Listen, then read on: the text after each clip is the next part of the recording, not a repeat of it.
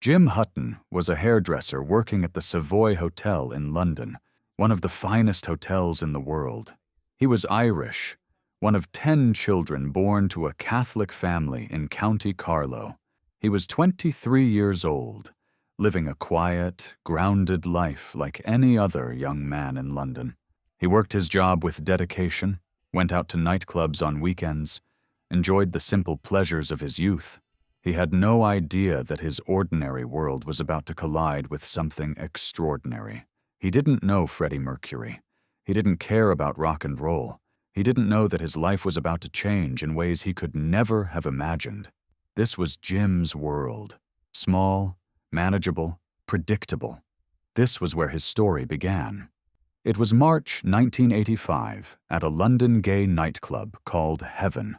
In this ordinary nightclub on an ordinary night, everything changed. A man in his late 30s, confident and flamboyant, approached Jim and offered to buy him a drink. The man was Freddie Mercury, the lead singer of Queen, one of the biggest rock bands in the world. Freddie Mercury was at the height of his power. Queen had just finished a tour. They were the biggest band in the world. He was used to getting what he wanted, and what he wanted that night was to buy Jim Hutton a drink. It was the moment the universe decided to introduce two very different worlds to each other. It was the call that would define Jim's life forever. But Jim said no. He didn't know who the man was. He didn't know that this stranger was a rock star, a legend, someone the world worshipped.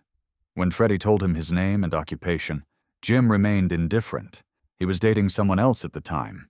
He wasn't interested in strangers at nightclubs, no matter how confident or charming they appeared. He walked away from Freddie Mercury like the world's biggest rock star was nobody at all. In that moment of refusal, Jim didn't realize he was turning down his own destiny.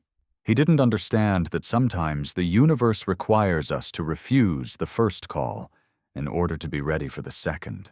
The ordinary world held him.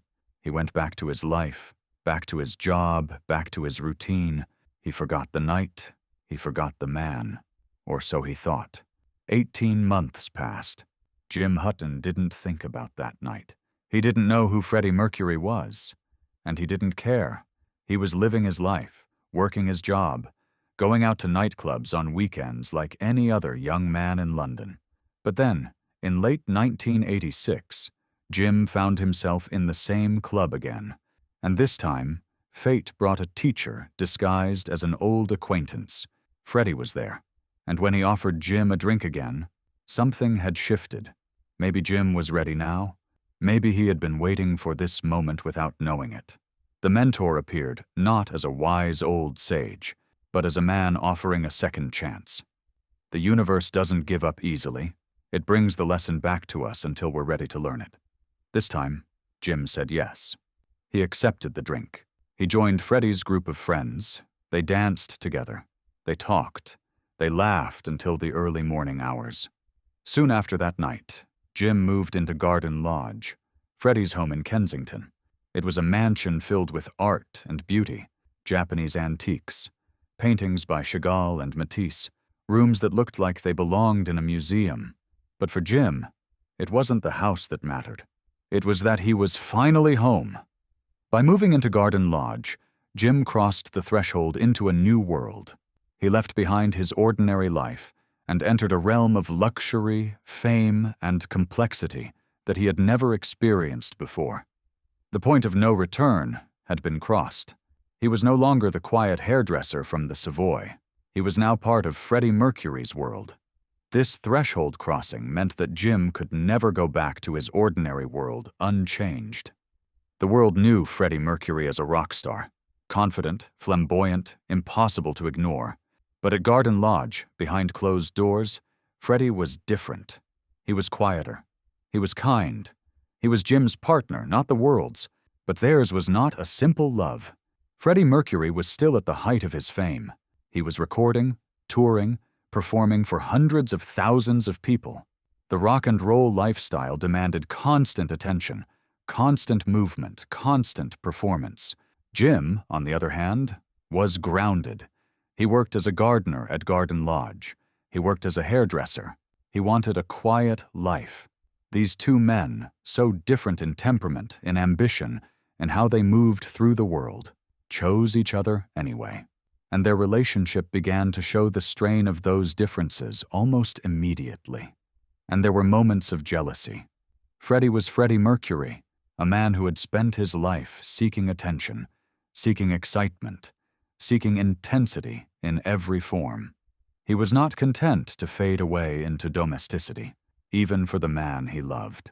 There was a night when Jim saw Freddie leaving their home with another man. The pain was immediate and sharp. But when confronted, Freddie said something that revealed the complexity of his heart. "I did it to make you jealous." He wasn't abandoning Jim. He was testing him. He was proving something, perhaps to himself, perhaps to Jim, about the depth of their commitment. Despite these tensions, despite the jealousy and the complications, Freddie and Jim made a choice. They chose each other, not in the way the world could recognize. They never married, never made official announcements, never stood in front of cameras and declared their love.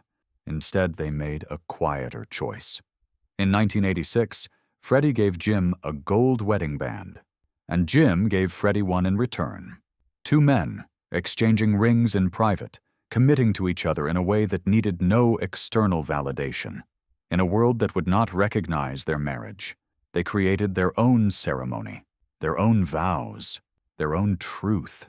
One of Jim's most vivid memories of that early relationship was watching Freddie perform at Live Aid in 1985. 20 minutes. That's all Freddie had on that stage. 20 minutes to change the world. And he did. Jim watched from backstage, witnessing the raw power of the man he loved commanding 300,000 people with nothing but his voice, his presence, his absolute mastery of the stage. And in that moment, Jim understood something he'd been struggling with. Freddie wasn't just a man. He was a force of nature, and loving him meant loving both the quiet partner at home and the untamable star on the stage. The two men had built something real. They had proven their commitment through gold rings and private vows. They had weathered jealousy and the strain of incompatible worlds. They had created a sanctuary at Garden Lodge where Freddie's public persona fell away, and the real man, kind, thoughtful, vulnerable, emerged. But all of this was happening in the shadow of something neither of them could name yet, something that would change everything. In 1987, Freddie's health had begun to falter. He was thinner, more tired. The doctors had tests, and the results would bring them to the threshold of the greatest challenge their love would face. In 1987, 4 years into their relationship, Freddie was diagnosed with AIDS. He told Jim immediately, and then he said something that revealed the depth of his fear. "I would understand if you wanted to pack your bags and leave." He was giving Jim an exit, a way out before things got too complicated, too painful, too real. And Jim's response was quiet and absolute. "I love you, Freddie. I'm not going anywhere." It was that simple. It was that profound. In a world terrified of AIDS, in a world that treated it like a death sentence, like a punishment, Jim chose to stay. But the diagnosis remained secret. In 1987, AIDS was still a death sentence in the public mind. It was treated as a moral failing, a punishment for a deviant lifestyle. The media was vicious. The public was terrified. Freddie understood what would happen if the world knew. He would be defined by his illness, not by his artistry. His legacy would be erased. So he kept it secret. He told only his closest circle. Mary Austin, his former fiancée, who was like a sister to him, Peter Freestone, his personal assistant, and Jim. The 4 people who loved him most were the only ones who knew the truth, while the world watched him get progressively thinner and wondered what was wrong. And then, in 1990, Jim received his own diagnosis. He was HIV positive. The virus Freddie had lived with for 3 years, Jim now carried as well. But Jim made a decision. He wouldn't tell Freddie immediately. He couldn't bear to burden the man he loved with that knowledge, especially not when Freddie was already struggling. So Jim waited a year. He lived with the knowledge alone, caring for Freddie, protecting him, loving him, while carrying his own diagnosis in silence. Only in 1991, when there was no more time to hide it, did Jim finally tell Freddie the truth. By 1991, Freddie's condition had deteriorated significantly. In June, Queen finished recording their final album with him, Innuendo. The recording sessions took place in Montreux, Switzerland. Freddie was so weak that he could barely stand, but he recorded anyway. He recorded vocals while his body was failing, while his voice was being affected by the illness, because he needed to leave something behind. Music, his art, a final gift to the world. Jim was with him throughout these sessions, supporting him, caring for him, witnessing the artist's determination to create even as death approached. In May 1991, 6 months before his death, Freddie recorded one final music video for the song "These Are the Days of Our Lives." He was skeletal. He had lost most of his hair. He could barely stand, but he performed. And in that performance, anyone who looked closely could see goodbye. He was saying goodbye to his fans. He was saying goodbye to the world. He was saying goodbye to life. But he was doing it with grace, with dignity, with the absolute mastery that had defined his entire career. The reward for their love, for their commitment through the ordeal, was this: the chance to create beauty in the face of death, the chance to leave a legacy, the chance to prove that love and art could transcend illness and fear. By November 1991, Freddie was dying. After his final work in Switzerland, he returned to Garden Lodge in Kensington. He retreated into his home, into his sanctuary, into the place where Jim waited for him. The press was relentless. Cameras lined the street outside. They wanted pictures of the dying rock star. They wanted scandal. They wanted sensationalism. But Freddie simply wanted to die at home, with the man he loved, in the place they had built together. Freddie knew he didn't have long. He made a decision that many people didn't understand. In early November, after consulting with his doctors, he decided to stop taking his medications. The medications that were keeping him alive were also keeping him imprisoned. He couldn't leave Garden Lodge because the press was outside. The drugs made him feel like a ghost, like he was fading from his own life. So he chose to stop. He chose to let nature take its course. He chose to spend his final weeks fully present, pain and all, rather than medicated into oblivion. During his final days, Freddie was surrounded by the people who loved him most. Mary Austin came regularly, the woman who remained his closest friend and confidant, even as she loved him as something more than a romantic partner.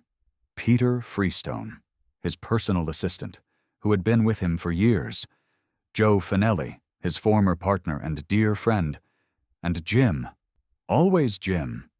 The four of them maintained a vigil. They held his hand. They talked to him. They played music. They told him it was okay to let go.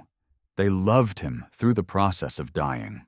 That night, November 23rd, Freddie Mercury lay in his bed at Garden Lodge. He knew that time was running out. Jim stayed with him through the night. He held his hand. He lay beside him. He squeezed his hand when Freddie squeezed, communicating in the language beyond words that they had developed in 6 years of love. And on November 23rd, 1991, Freddie made his final decision. He called Queen's manager Jim Beach. He told him he wanted to release a statement. After years of denying the rumors, after years of protecting his privacy, Freddie Mercury was ready to tell the truth. He was ready to say, "I have AIDS." Morning came on November 24th, 1991. Freddie woke briefly. He looked at Jim. He spoke his final words. Simple, human, a body needing basic care even as death approached. Jim carried him to the toilet. He helped him with this most intimate and vulnerable act, and that was the last time Freddie Mercury spoke. As the morning continued, Freddie slipped into a coma. His body was shutting down. The others gathered. Mary came to his bedside. Peter kept watch. Joe waited nearby. And Jim remained closest. They knew. Everyone in that room knew that the end was coming within hours, perhaps minutes. All that remained was presence. And Jim provided that presence like a man who had prepared his entire life for this moment. At approximately 6:48 p.m., on November 24, 1991, Freddie Mercury died. His final breath came with people who loved him in the room, with Jim's hand in his. And in that moment, Jim did something that no one else could have done. He stopped the carriage clock that Freddie had given him. He stopped time at 12 minutes to 7, as if to preserve that moment forever, as if to say, "This is where eternity begins." Jim would never start that clock again. For the rest of his life, that clock would remain at 12 minutes to 7, a memorial to the moment when the man he loved left the world. The body of Freddie Mercury was placed in an oak coffin in the early hours of the morning. Jim watched as the man he had loved for 6 years was taken from the home they had shared. In the days and weeks that followed, Jim had to process something that the world could not process with him. He had to grieve publicly as a hairdresser and gardener, a man whose relationship with Freddie Mercury had been private, barely acknowledged. The world grieved Freddie Mercury, but Jim grieved him alone, without the social structure or recognition that makes grief manageable. 3 years after Freddie's death, in 1994, Jim made a decision.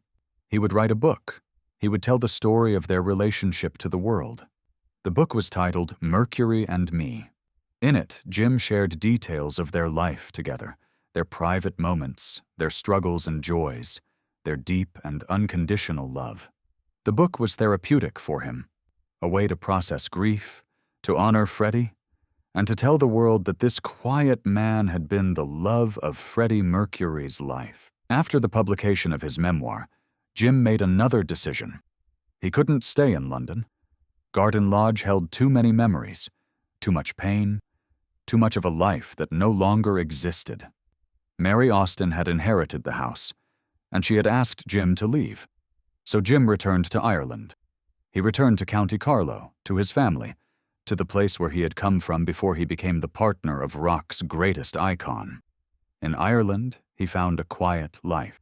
He worked odd jobs. He helped his brothers with construction projects. He tended gardens, just as he had tended the garden at Garden Lodge. He created a small Japanese koi pond in his Irish home, a tribute to the beauty and the shared memories of his life with Freddie. In Ireland, Jim had to confront his own health struggles. He was HIV positive, infected with the virus that had taken Freddie's life.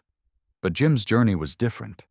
In 1995, after hearing his clock tick-tock, the carriage clock he had stopped at 12:47 that night in November, he made a decision. He started antiretroviral drugs. He began to fight for his own life in a way that Freddie had not had the medical technology to do. The drugs were harsh and difficult, but they worked. Jim survived, not to live a grand life of fame and fortune, but to live a quiet life in Carlow, with his family, tending his gardens. For the next 15 years, Jim Hutton lived with HIV, not as a death sentence, but as a manageable condition. The combination of antiretroviral drugs that had not been available to Freddie Mercury allowed Jim to live a long, relatively healthy life. He watched the world move forward. He watched new artists rise. He watched Queen continue on with other singers. He stayed connected to people who had known Freddie, occasional visits from Elton John, memories shared with Brian May. But mostly, he lived a quiet life. He lived in the present, not in the past. He lived as a man who had loved deeply and had been loved in return, and that was enough. Throughout all of this, the grief, the writing, the move to Ireland, the treatment for his own illness, the carriage clock remained stopped at 12 minutes to 7. Jim never restarted it. That moment, preserved in the clock's position, became the anchor of his life. Every time he looked at it, he was returned to the moment when he was holding Freddie's hand, when he was doing the ultimate act of love, being present at another's death. The clock was not a memento of Freddie Mercury the rock star. It was a memento of Freddie Mercury, the man, the partner, the person Jim loved. It was the most precious object Jim owned. In a 1994 interview shortly after his memoir was published, Jim spoke publicly about Freddie for the first time. When asked why he wrote the book, Jim said something profound. "Freddie was the greatest love of my life. I know I'll never love that way again. Although he did love to manipulate, he never tried to change me. And I never tried to change him. I would have loved Freddie regardless of who he was or what he did, because of his remarkable personality. I once asked him why. Out of all the people in the world he could have had, he chose me. He looked at me, and his big brown eyes opened wide."